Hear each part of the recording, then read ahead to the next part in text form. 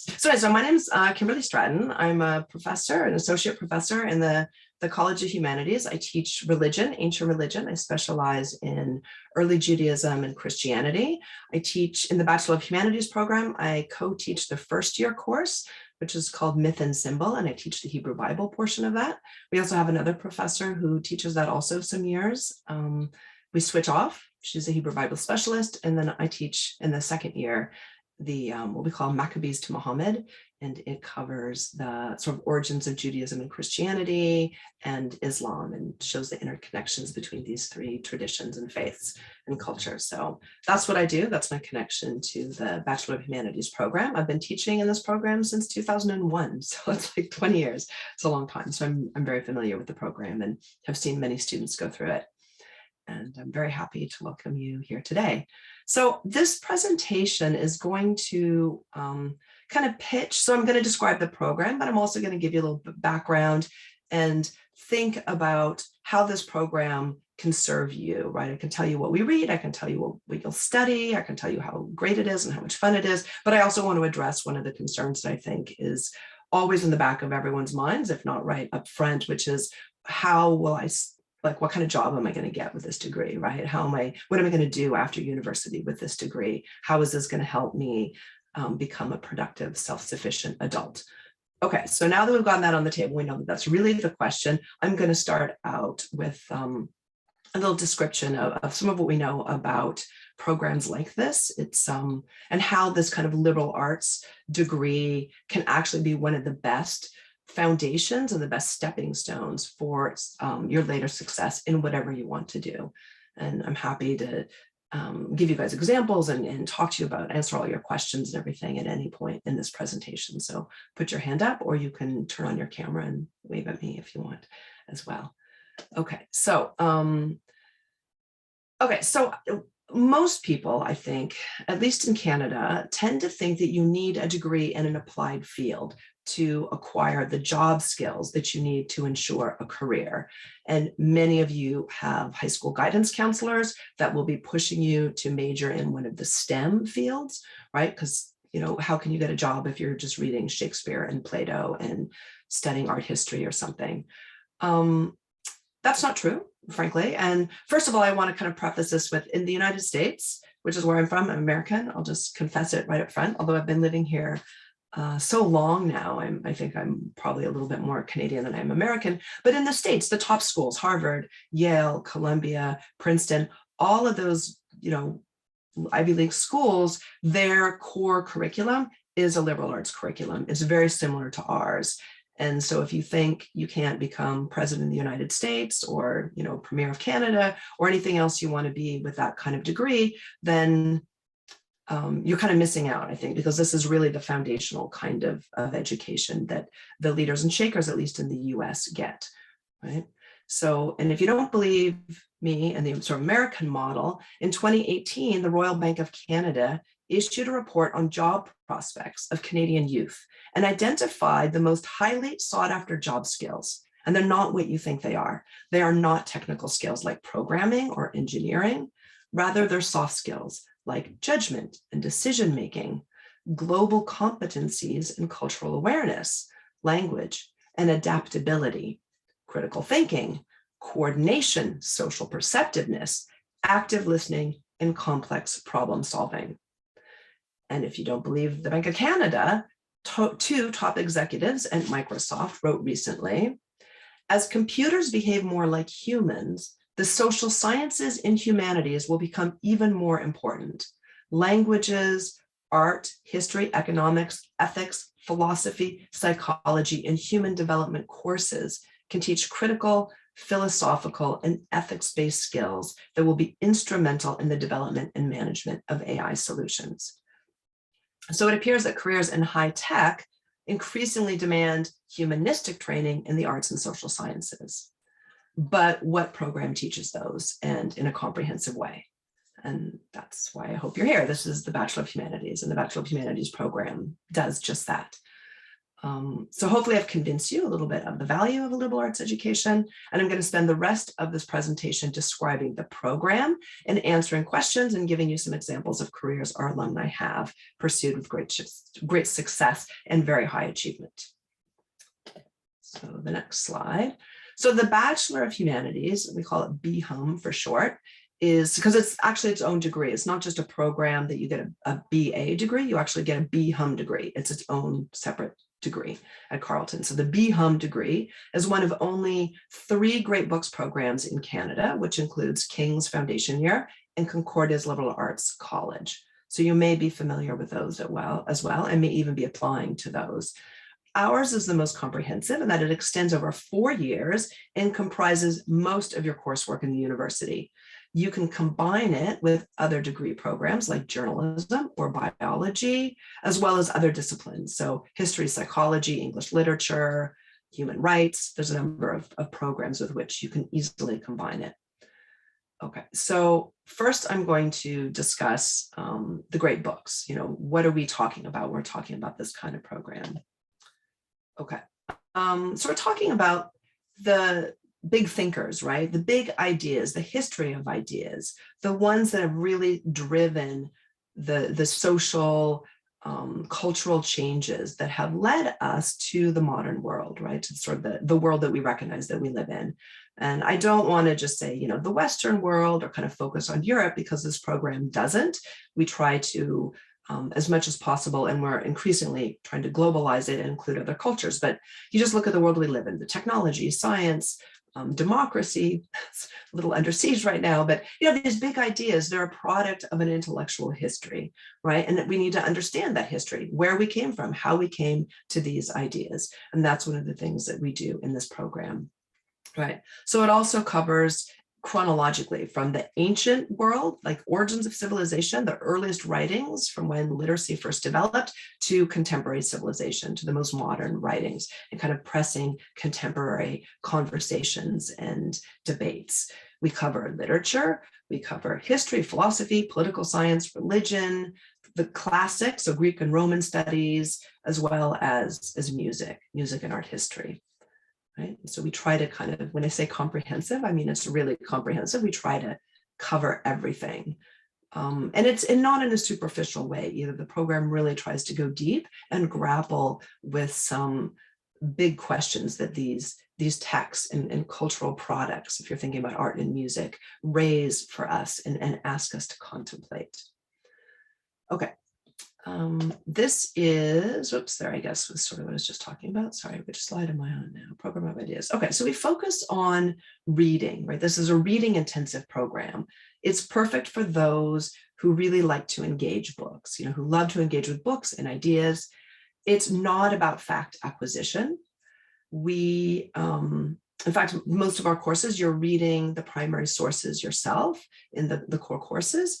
And you're really struggling with the original writings, the original ideas, not just, oh, this is what Nietzsche said, here's the kind of key ideas and talking points that you might get digested in a textbook, but you're actually reading the original writings, whether it's Lao Tzu, Tao Te Ching, the Bible, Hegel and Kant. You're actually struggling through sometimes very complex and very dense readings to try to understand the ideas that are contained within them, not to memorize just some key kind of facts that you reproduce on an exam, but we discuss them, and the discussion groups are one of the core features of this program that distinguish it from virtually every other program at Carleton and in Canada in general. We have small classes, we meet in a small cohort. The lecture, like the class is divided into smaller sections that meet separately for discussion groups each week outside of the lecture. So you have more opportunities to get to know your professors, more opportunities to get to know each other. It builds a very tight collegial cohort, right? And it also gives us the time to really kind of dig into those big questions, right? So last week in Helms 1000, we read the book of Job, and raises really profound questions about suffering. Why is it if God controls everything, he allows Job to suffer when Job is admittedly good, right? He doesn't sin. What is the meaning of the covenant? If God has promised that if you're good and you obey his laws, you'll be rewarded, then what's going on, right? And so we ask these questions and struggle with these profound human dilemmas. Right? Okay, so we explore how human beings across the world and across time have attempted to answer the big questions. And these include things like how to live a good life, right? The meaning of suffering, as I just mentioned. What is the origin of creation? How do you construct a perfect society, right? And how to create meaning in the world and for ourselves. So here's just a brief look at some of the texts we read across the 4-year curriculum. So you can see we read Machiavelli, Frankenstein, Medea, Plato, the Iliad and the Odyssey, the Tao Te Ching. Of course, the Bible's not up there, but we spend a lot of time reading the Bible, Nietzsche, Dante's Divine Comedy. So that's just that's like one or two examples from each year. Okay, so here's how the program is structured, right? So it moves from antiquity to modernity. And let's see if I can draw on this for a second.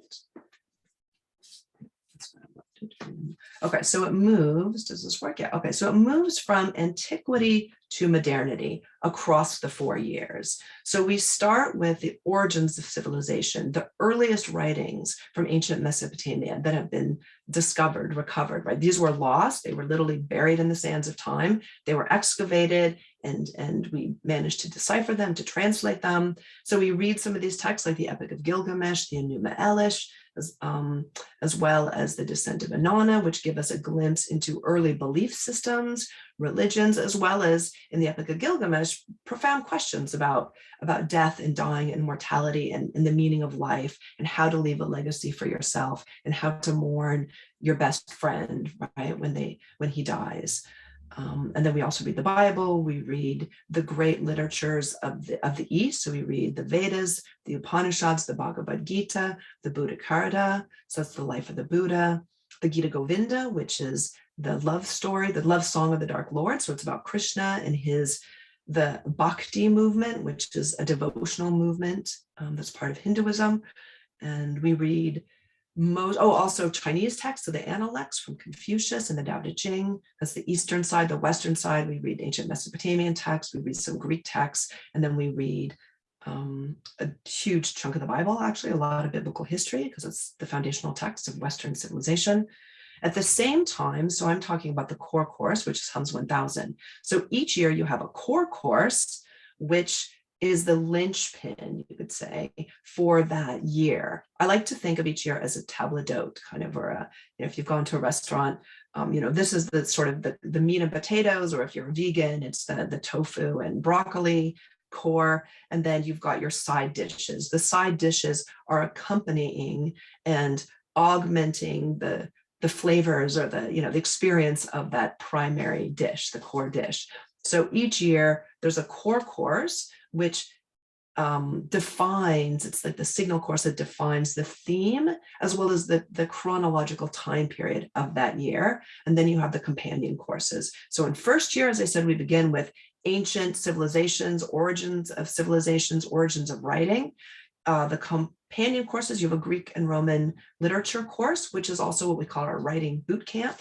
So we have the classes divided into small groups, and they have one-on-one, well, I guess not really one-on-one, that'd be a tutorial, but you have small groups, intensive writing instruction with one of the full professors in the program. So it's not taught by a grad student or by a contract instructor. It's taught by one of our full-time faculty. And there's a lot of assignments and a lot of writing, but it really helps to bring the writing up to speed. And one of the things I can say about our program compared to other programs at Carleton and elsewhere is that most programs are large and you tend to do a lot of Scantron, multiple choice types exams until maybe your 4th year. And by the time students get to their 4th year, they've missed the opportunity to really develop writing skills. And I will often have them in my religion courses, students from other programs, and they haven't gotten the training, right, and the close, right, the feedback. It takes a lot of time for professors to read papers and give grammatical, stylistic comments, and then offer students the opportunity to do a rewrite or a revision, which is where the learning really occurs. And that's something that just doesn't happen in most university programs, but it's one of the things that we pride ourselves on. So in HUMS 1000, the core course, we emphasize writing, and we spend a lot of time working on writing with the students. This is reinforced also in the Greek and Roman literature course, the writing boot camp. There's an anthropology course that focuses on non-textual based aspects of civilization, right? So the Hums 1000, we're focusing on the great mythic literatures, these foundation texts that provide the kind of what we call the root metaphor, or the stories that become the basis for self-understanding of particular cultures and societies. The anthropology course looks at the other aspects about ritual, practice, dress, diet, all the other things that occur in a society to kind of unify a people, right, and create a sense of identity and cohesion and help it function, that are not just literate, right?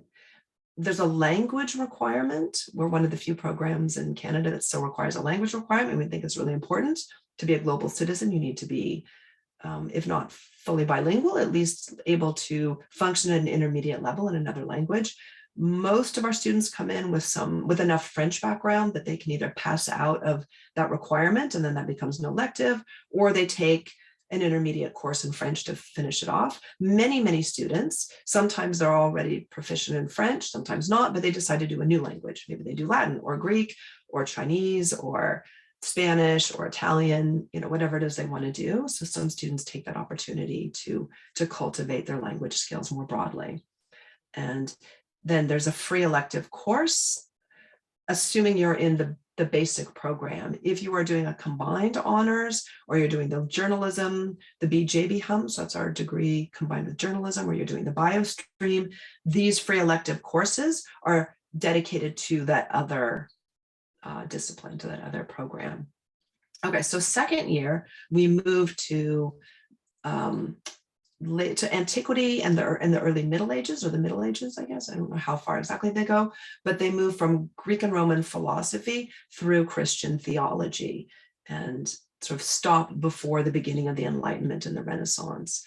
And again, they're looking at these foundational ideas that shape Western kind of civilization and culture, and how we move from sort of so-called kind of pagan philosophy, the classical philosophy, into Christian theology, and also Muslim theology, which the two were very interconnected at the time. In that year, we also do the origins of Judaism and Christianity. So we leave the biblical period, which ends with the Bronze Age and Iron Age, and move to the Persian, the Hellenistic, and the Roman period, and all the way through to the Muslim period. And so we trace how the Judeans, when they returned from exile after the Babylonian conquest, you don't need to know all this history, obviously, you haven't taken the program yet, but it was when they return and they rebuild Judea and construct a new identity, which is distinct. What we call Judaism is distinct from the religion identity of the Hebrew Bible. Right? So we talk about like Israelite religion and then Judahite religion, and Judahite religion becomes the kind of, I don't like to use the term mother as if it's kind of gives birth to Christianity. It's the cultural context and the religion out of which Christianity emerges. And the two emerge kind of in conversation with each other, right? So it's not you kind of have one and births the other one, but that the two are in dialogue with each other as they develop.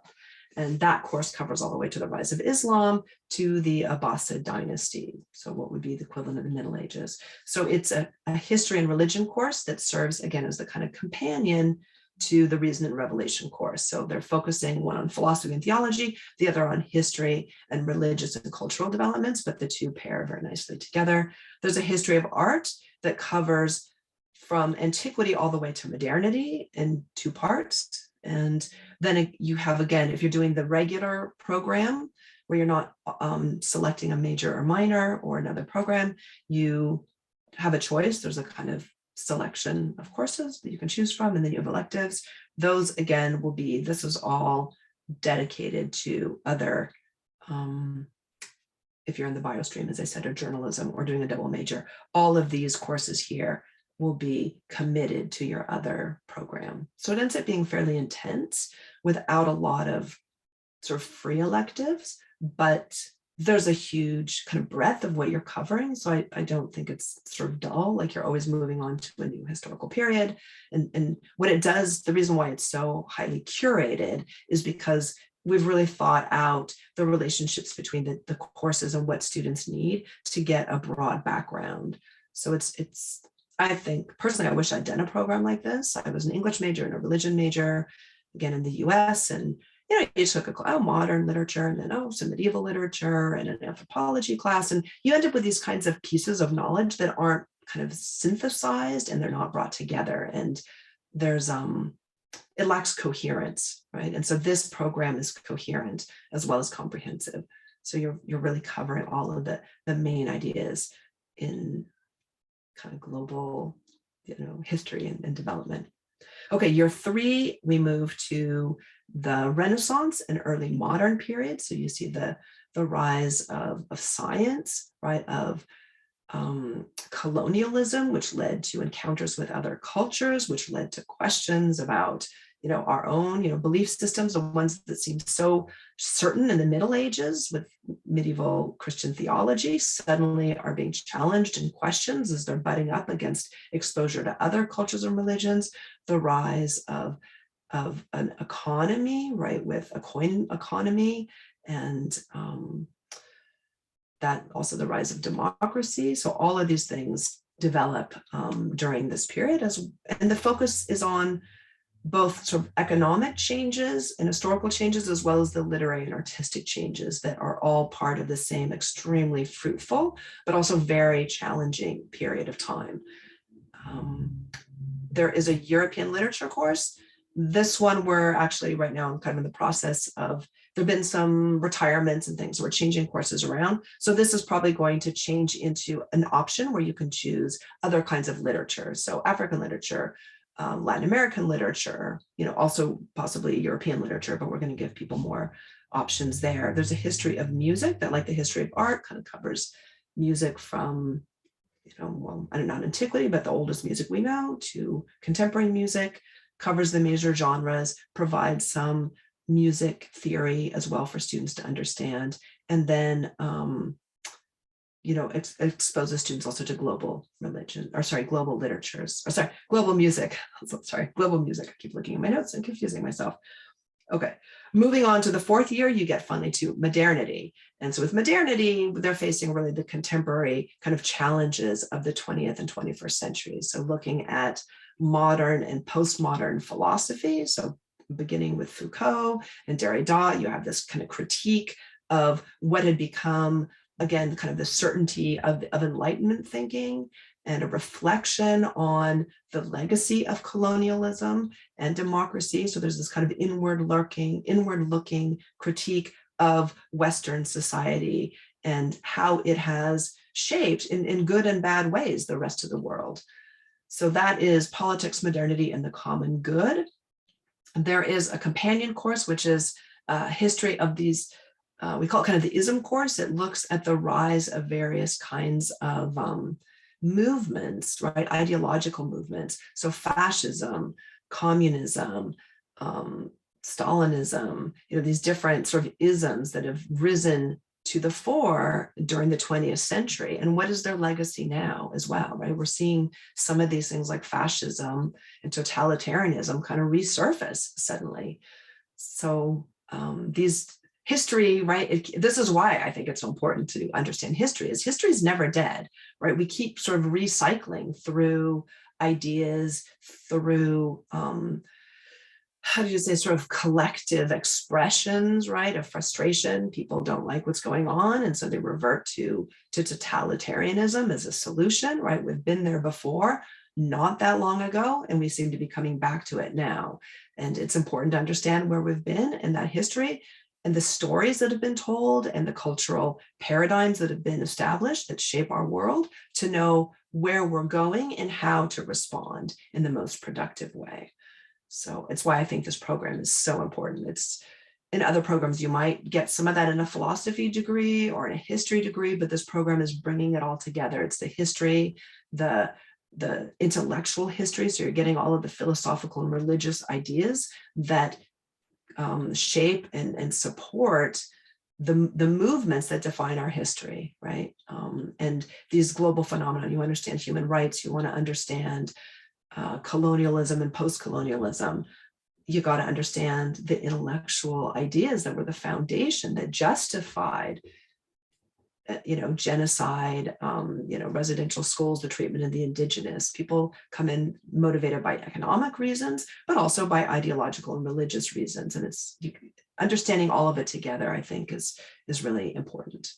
So, okay, moving on. If there's any questions about that, I can take them now. I can take them later, but we'll come back to some of this. So this goes over again. I kind of mentioned already a lot of this, but we'll just sort of click through this. So these are some of the key texts that we cover in the first year core course.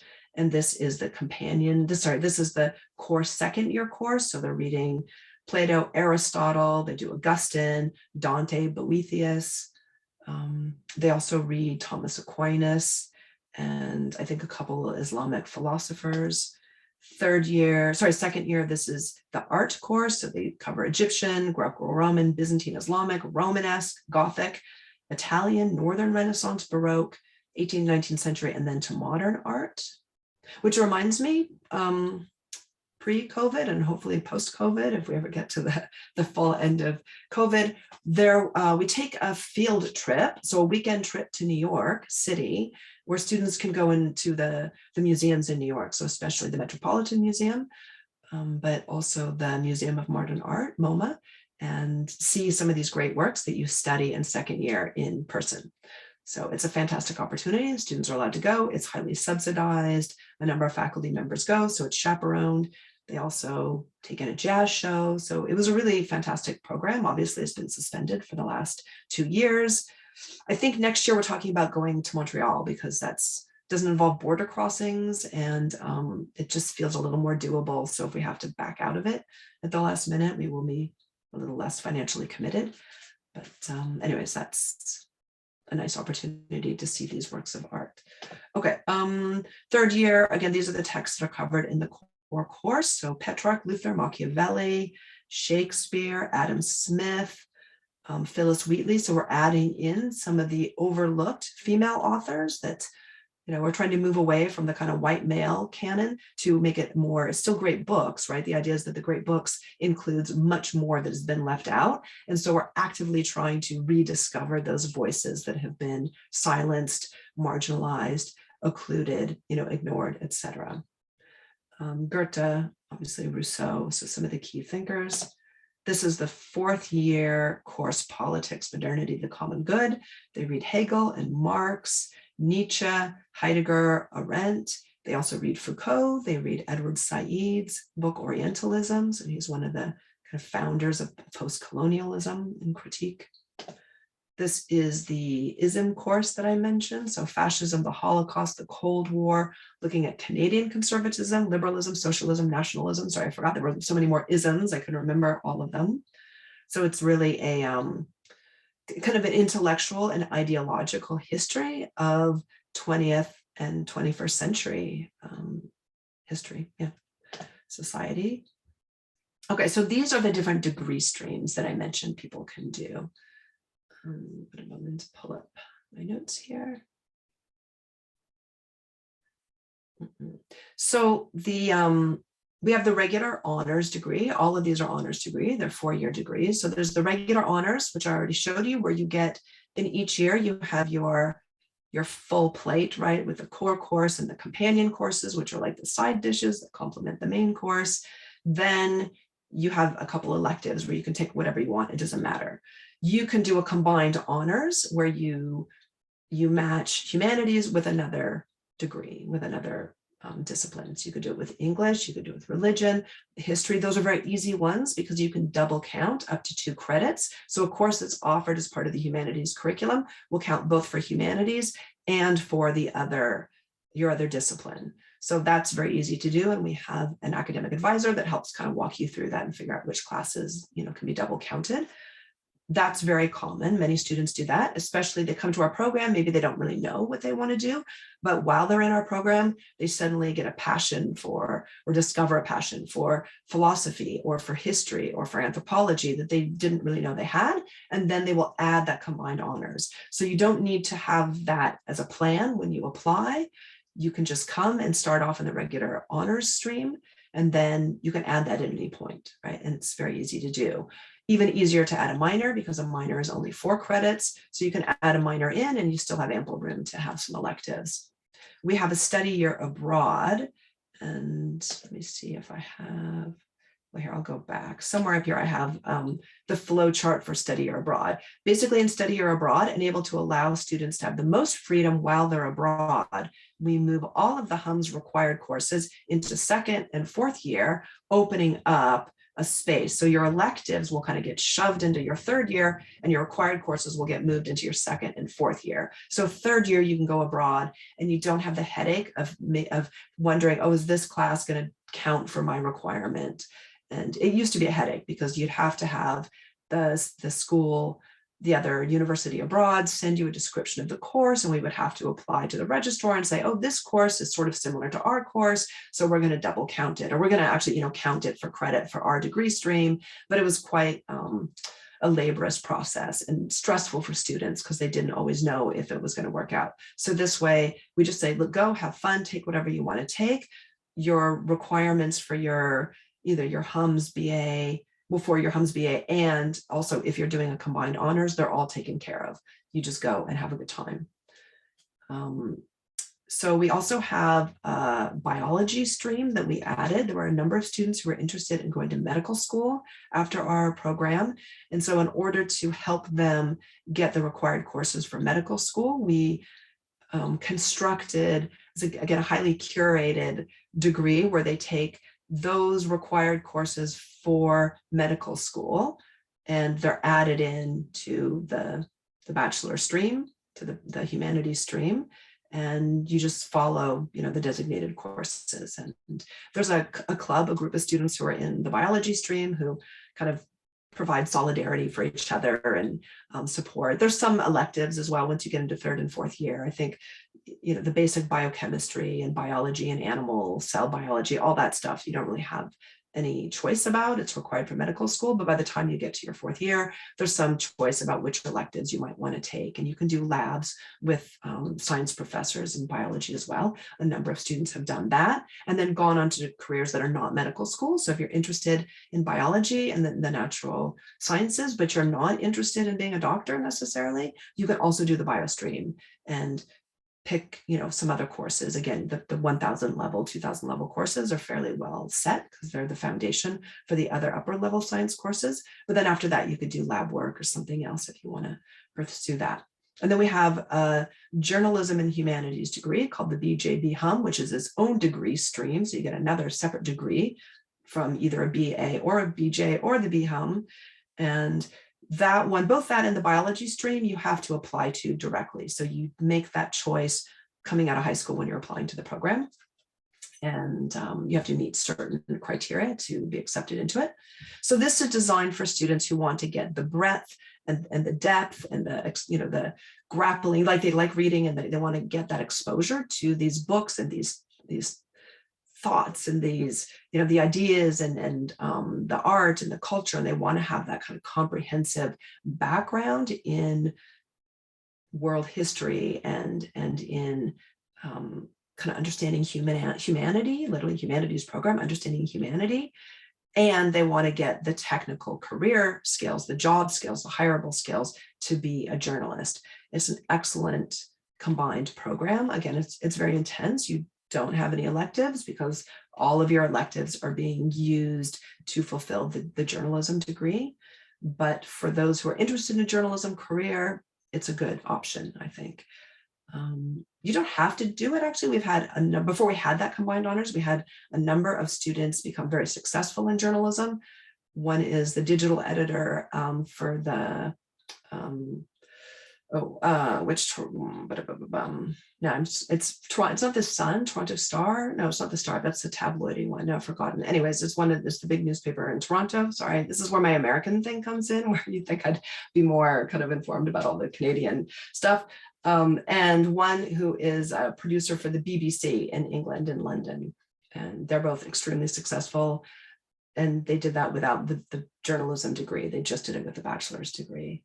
One year we had a student who was in the bachelor's just in the BHUM degree, and she got the most highly coveted summer internship at the Montreal Gazette, so it's the English Montreal paper, that summer, and it went to her over all the other journalism students. So a lot of students will do the journalism degree because they want to make sure that they have the technical training, but you don't actually have to have it. Personally, this is where my bias comes in. I think you're better off getting an education that is broad and deep and teaches you about, you know, society, how we got to where we are. And then you can always pick up the technical skills of learning to operate the camera and, you know, interview people. That's fairly straightforward. So anyway, those are my views on that, if anybody's interested in the dual degree, but it is an option here. Okay.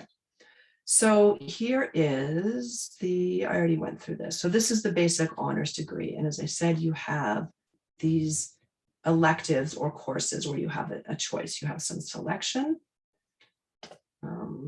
This is how it would look with a combined honors. So you have one free elective in your first year, but then the other ones are going to be dedicated to your other major. If you're doing another major with something like religion or history or philosophy, you can double count certain courses. So myth and symbol, reason and revelation, you know, European literature, history of music, these all can double count. So if you want to do a music degree or an art history degree, you've already fulfilled, you know, at least one credit. You can double count up to 2 credits that will work for both. Right? And the research seminar can be either in HUMS or in your other degree stream as well. So that's very easy to do. Okay, this, as I said, this is the study year abroad where we've moved. So the courses that were in third year got shuttled kind of either into second year or to fourth year. So fourth year, you do the 2 core courses. So you do, so the culture and imagination and politics, modernity, and the common good. So it's a bit intense that way because you do both together, but it means that while you're abroad, you have just total freedom to take whatever you want. You don't have to worry about having it count, having it approved, etc. So it's really lovely for students. So they can go abroad and just do what they want to do. Okay, this is the biology degree. So you can see we have, so intro to biology, intro to chemistry, cellular biology, genetics, plant or animal. This one you have a choice, I guess, between genetics and plant or animal biology, microbiology and organic chemistry. And then these are just electives over here in your fourth year. And for the research seminar, I think you can also do a lab work or something like that. So you get the core humanities courses, including the language, while also covering the required classes for medical school or other careers in biology that you might interest you. And the journalism degree. So this is the Bachelor of Journalism. In your first year, you do Foundations of Journalism and Canadian History. That's required for the journalism degree. And then after that, you have things like the fundamentals of reporting, journalism and public institutions and communications law. So that gives you the legal background for or basis for being a journalist. Radio journalism and television journalism, journalism ethics and advanced reporting, journalism now and next, and specialized reporting, and a workshop in radio television. So those are the journalism courses. And then everything else, you know, these courses are all the regular HUMS courses that I've already described. Okay, so you need to get into the program, to get into the basic Bachelor of Humanities, you need an 80% in 6 of your 4 UM courses or the equivalent, right? There's no subject requirements. So we're looking for a minimum of 80. If your GPA is lower than that, you can still apply. You submit a portfolio. So we have a portfolio option where you do a little writing sample, like there's an essay question and then you can submit a writing sample, or art or other, if you're a musician, you can submit music. Students have done a lot of things. So we're just looking for somebody that we think will be a good fit and will be able to handle the curriculum. So it's intensive. There's a lot of reading. As I said, it's a very writing intensive. So we're not looking for people who are perfect writers. We're looking for people who demonstrate the ability to learn, right? And so we'll have a lot of writing, hands-on writing experience, especially in the first year. So we want students who have, I guess, the kind of capacity and the aptitude to catch up to the other students if they're a little behind. And some students we recognize are just super smart, like they're so smart, they do really badly in high school because they're so bored. Like we totally get that. So That's why we have the portfolio. For those students who didn't excel in high school, but they're really bright, this is a really good program for you. And we have a back door, for you to apply. So you're not barred because of your GPA. For biology, you need to have, again, a minimum of 80%, but you also need to have chemistry. So 4U chemistry and 4U biology, or the equivalent, right? And that's so you're prepared to go into those science classes. They're large, they're competitive, they're demanding. There's a lot of students taking those. And so we want to put you on an equal footing with students in the biology degree, in the biology program. I already mentioned the portfolio stream. So this is an option. Sorry. Okay. So it's an option also for the biology students. So if you have below an 80, you can apply with a portfolio. The Bachelor of Journalism and Humanities, the cutoff, it kind of varies again by the number of people who apply, but it's somewhere between 85 and 88. So it's pretty high. We don't allow a portfolio, mostly because the journalism program is also evaluating. So you have to be accepted both by HUMS and by journalism, and journalism does not have a portfolio option. So I guess they don't want to allow students to kind of get in the back door to journalism because the HUMS program accepted them with a portfolio. So they just say, no portfolio, you have to meet this minimum GPA, and you need to have a 4U in English or the equivalent. Okay, so scholarships. There are automatic scholarships that you get when you apply. They're up to $4,000 per year. So that's $16,000 at the end of 4 years for anyone who has an average of 80 or above. So basically anybody who gets into our program, or most of the people, I guess, who get into our program by the usual means and not kind of using the portfolio, you will get one of these. I think 90 and up is for the $4,000 one. If you're of an 80 and above, I think it's $2,000, but still it's something, it's significant. If you have a 90 or above, you can apply for Prestige Scholarship. There's a Chancellor Scholarship. There's some other ones. And we also have some internally. So we have the Maurice Price Foundation Scholarship and Fellowship. There's 2 different ones. They're different amounts. We have a Lee Valley Award, and every 4 years we have the Joho Awards. There's 2 of them, and whoever gets it in their first year holds it for the entire 4 years if they stay in the program. So it only comes up every 4 years, unfortunately. So it depends what year you apply, but those are decided in-house by members of the faculty in the College of Humanities, in addition to these Prestige scholarships. So definitely apply for the Prestige scholarships. And if your GPA is extremely high, you will also be considered for one of the Prestige scholarships that are special, unique to College of Humanities.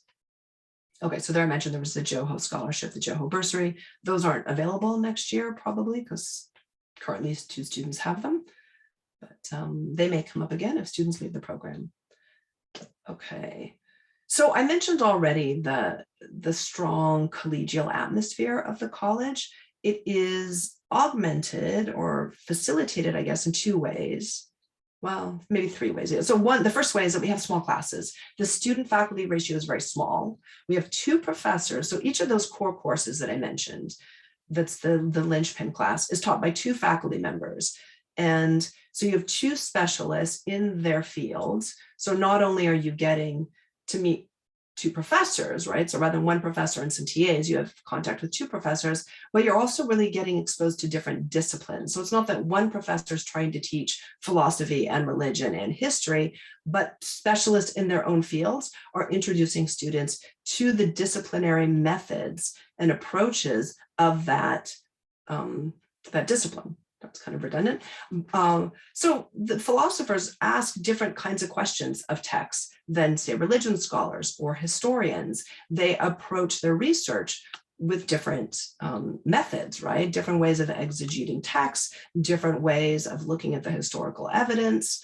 And so this is really important, and it makes graduates of our program intellectually agile, right? So they're able to move not just from historical period and just say, oh yeah, I read Kant and I read the Bible, but to understand different ways of reading, right, Kant or the Bible, and different ways of approaching material, from music and art to philosophy to political theory to literature, right, or anthropology. And so this enables students to have a versatility that enables them to go into any kind of career. I mean, we had a student recently come to career night and talk about his job. He's an auditor for the Nuclear Safety Commission of Canada.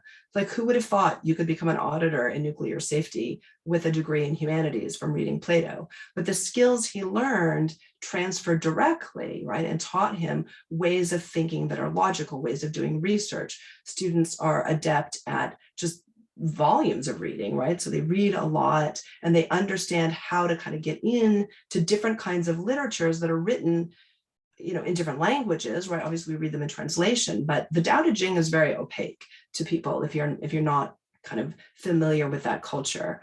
And so is Aristotle, for that matter, and so is Kant, right? So how do you read these different thinkers? Getting in and learning how to interpret them, to exegete them, to understand them, to situate them in their context, gives students this ability to hop from different kinds of jobs and training. We have a lot of students who have gone into high tech. They're working here in Ottawa at Shopify. There's a number. They did a career panel in the fall where they're talking about how Hums actually is the perfect preparation for degrees in high tech. So it may not seem self-evident, but I think more than, say, going into high tech, where you learn how to program, which is an important skill, but you learn very linear, very singular ways of thinking if you're in a particular discipline. And it's not to knock other disciplines. I'm interdisciplinary. I love other disciplines, but it's different, right? If you learn how to just sort of think like an anthropologist or think like a philosopher, or just to program or just to read lab reports in biology, you don't have that adaptability. As I said, that intellectual agility that enables you to grow in your career, to change careers, to excel. We had another person come in. So unfortunately, right at the end almost. So, okay, back to the program and why it's collegial. So we have small classes. I'll let that person. We have very small classes. So you meet the two professors, then we break the lecture up. So twice a week, we have lectures for an hour and a half, and then we meet once a week. Well, the students meet once a week. The faculty will do it 3 or 4 times with each group, right? So it's a group of about 12 students. So you get to know the students really well on a personal basis. They're not just a face in a lecture hall or a black box on Zoom, as it's been lately, but you really get to know the students, where they come from, what they think, how they read text, what they like, what they don't like. And students themselves develop this super important skill of articulating their own ideas impromptu, not just with a PowerPoint or off pre-prepared presentation, but to sit in a room and hear somebody articulate an idea about a text, and then on their own reading and their own interpretation to make a counter argument or to build on that argument or to respond to that argument. So it's a listening and responding skill. It teaches, or it inculcates, a familiarity or an ease with public speaking, first in a group of 10 or 12 students, but then that translates certainly by 3rd and 4th year to comfort speaking in front of much larger groups. And when I first was hired, I was really amazed by the professionalism, the articulateness, the poise and presence and command of students in the Hums program. And I've seen it happen since I've been teaching. Students that are very shy in first year, they have to learn how to public speak in this context of the small group discussions. And by the time they're in 4th year, they're very confident speakers. And it puts them at an advantage in every other class they have. And in job interviews, later when they have a job, in their presentations, enabling them to communicate with their bosses and other superiors in the company, to deliver reports. And so our students have been extremely successful. They may not know what they want to do when they graduate in some cases, but when they graduate, they have the skills that in a very short time deliver them to very successful careers. And success isn't always measured in money, right? It's not just lucrative careers, but careers that are meaningful for them and fulfill their life ambition and their goals. And as I said, in all sorts of different careers that you wouldn't even imagine. We have a student who they literally invented a job for him at the city of Ottawa because he was writing articles in what was at that time the Culture and Arts magazine, sort of newspaper for Ottawa. And he went and interviewed, I can't remember exactly what her position was, but some woman who was kind of in charge of cultural programming. And she was so impressed with him and the article he wrote up later. Then she invited him back and hired him, created a new job for him where he was the cultural, I forgot exactly the job title, but he basically directed and created these cultural events at Ottawa. So he created paint night was one. They built things, like they had music festivals, all of this stuff that was going on. He was doing, like he was inventing and creating, and had a very good job with a nice, pension and benefits. Anyways, then he went to England to do a master's degree, and now he's back at Carleton heading CKCU. They just hired an executive director to kind of lead CKCU into the next half century. It's 50 years old this year.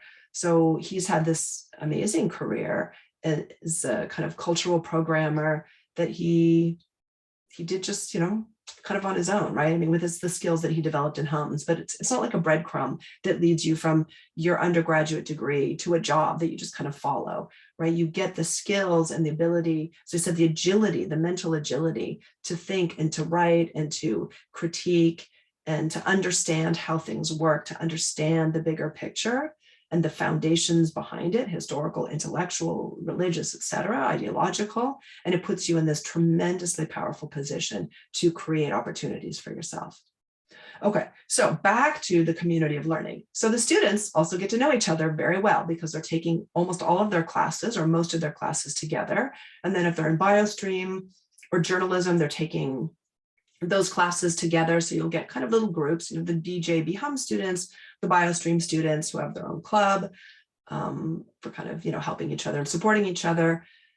But because so many of the courses are taken together, they all get to know each other very well. And it creates just a wonderful family environment. So the faculty know the students know the students. We have cultural programming. It's been a little, not suspended, we've had to alter how we do it. We've moved to online digital platforms like Zoom for the last 2 years, but normally we go to museums, go to New York, go to Montreal, go see plays, have people come in, put on performances here. All of that is part of the cultural program. We have, they do a lot of extracurricular kind of social events, the students. So they have movie nights, they have a formal at the end of the year, they have a journal. They just created a new undergraduate journal for academic writing. They also have an arts and literature magazine that they produce. And so there's a lot of opportunities for students to get to know each other, to build skills and confidence with different kind of hands-on experiential learning opportunities and activities.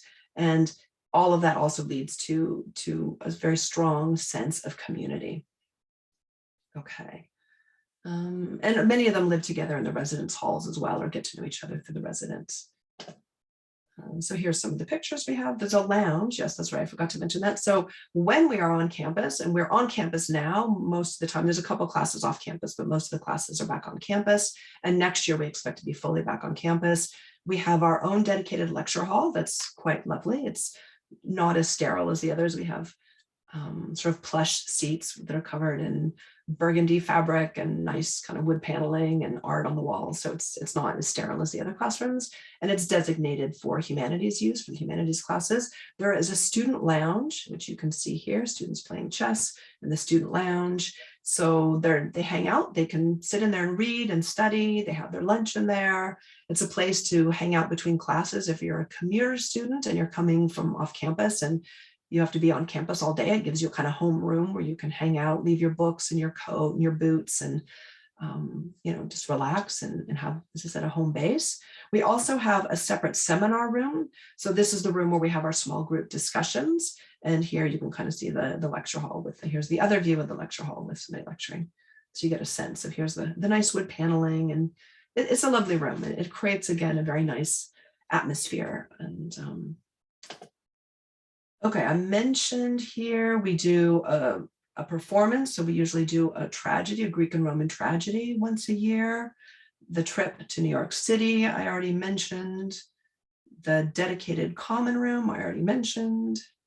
Music nights, I didn't mention that. So we have a student-directed music night. It's a kind of open mic night that's just for Hum students. And they come and perform. Many of them are musicians or sometimes they're poets and they read poetry. But there's Yeah, we haven't been doing it during COVID, obviously, but it's a great opportunity. The students, some of them will get together and perform together. Some people perform separately.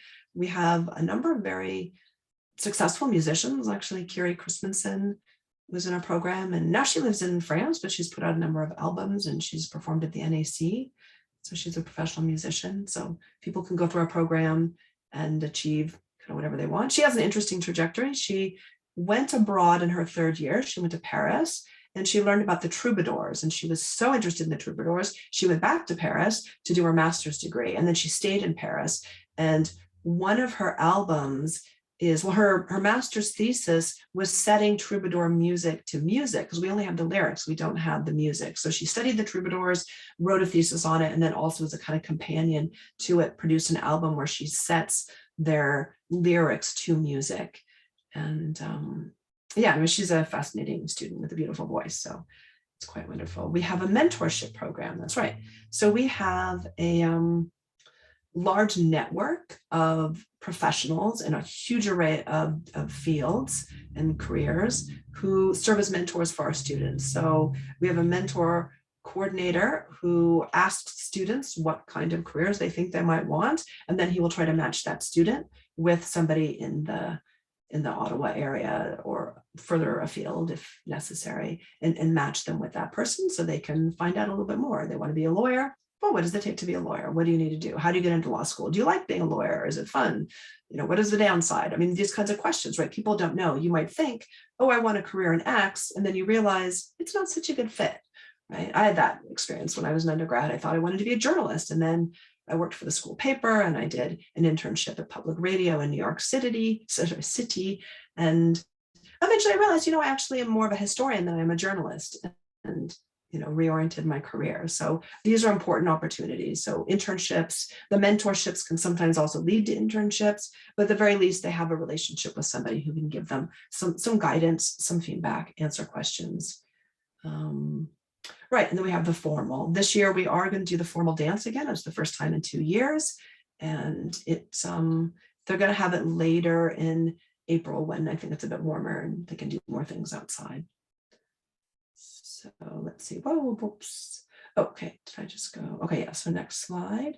Humanities careers, everything, as I mentioned. So including nuclear safety, we have a lot of lawyers, and we have a law professor. He went to law school, then he clerked for a Supreme Court justice, then he went and did an LLM at Yale, and now he's a professor at U of O.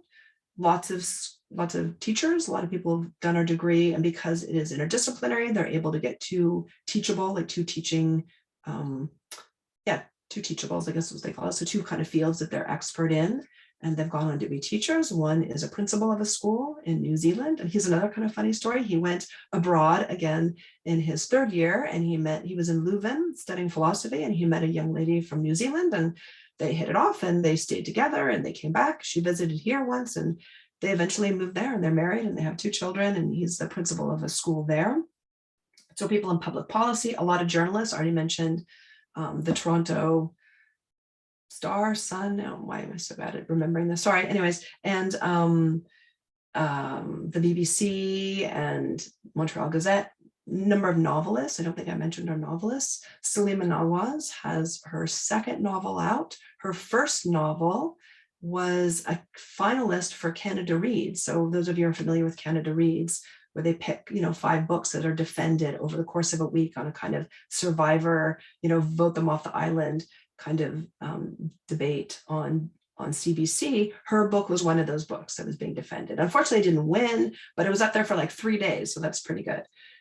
So Salima Nawaz is a novelist. We have a number of novelists, people in international relations, international development, medicine, a lot of doctors, quite a few doctors, that is, and 2 actually who didn't even finish our program because they got into medical school in their 3rd year. So they skipped 4th year and went straight to medical school. Excuse me.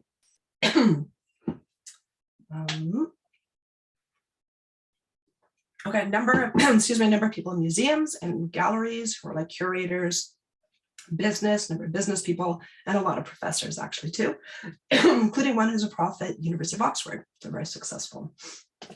Okay, here's the Oxford prof actually. There she is. Places where our students have gone. Harvard, we had people go to Harvard for graduate school as well as law school. Oxford, University of Chicago for PhDs, London School of Economics, Boston University, McGill, U of T, Notre Dame, the University of Freiburg, and other schools as well. So people graduate from our program and launch themselves into the stratosphere. Like, they do really well. And I have to say, it's not always even the best students. Even the students, I mean, this sounds kind of mean, but students I thought of as kind of, average. And I'm like, yeah, they're an okay student, but they'll still go off to law school and, come back years later and be very successful. So I think the tide is high in a way. So all boats kind of rise to the surface, if that makes sense. Because everybody, as part of the collegial atmosphere, because all of the students have all of their classes together, no one wants to be the fool. Like, no one wants to be the dumb one who's left out, who's not doing the reading. It creates an atmosphere where people sit in the lounge and they're talking about the books. And then afterwards, they go to a pub or they have a party, again, pre-COVID, but, if they're socializing, they'll be talking about the books and what they're reading. And if you're not keeping up with the work, you're left out.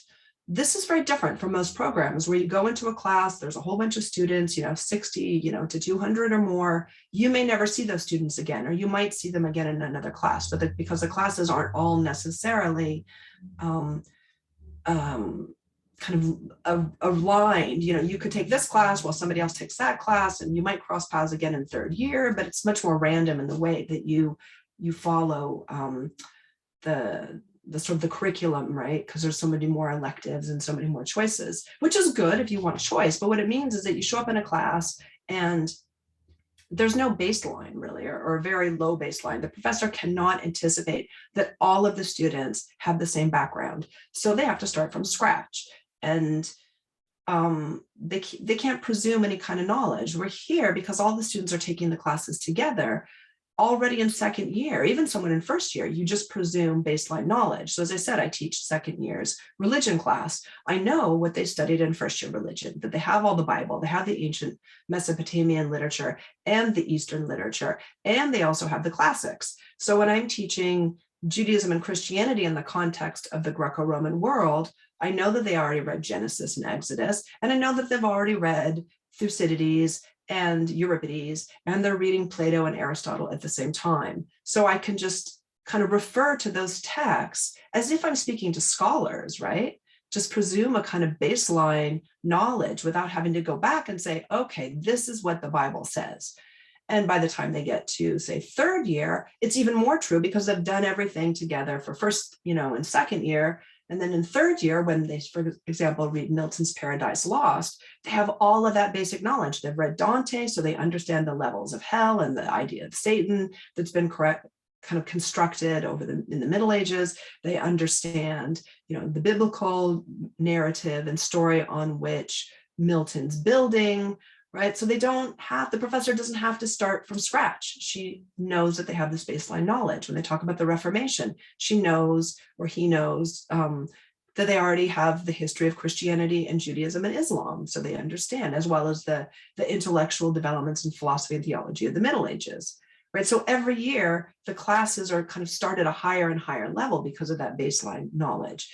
And if you're not keeping up, then you're an outsider. And so what it means is that even students that are kind of average, I'd say, and it's not an insult to anybody, but they might just be able to coast through a normal degree program, taking this class here, taking that class there, doing this requirement and these other electives. And, they don't know anybody and the professor doesn't know them. And so if they skip the reading, like, yeah, who cares? They do okay. They get like a B on the exam and it's good enough. And, they just kind of wind their way through the university and graduate without having kind of really pushed themselves, I think, without having made really good relationships with their professors. So maybe they want to go to grad school, but maybe they don't know, who are they going to ask? They don't have any mentor relationships. And I'm talking about the mentoring with faculty members, not just the mentorship program.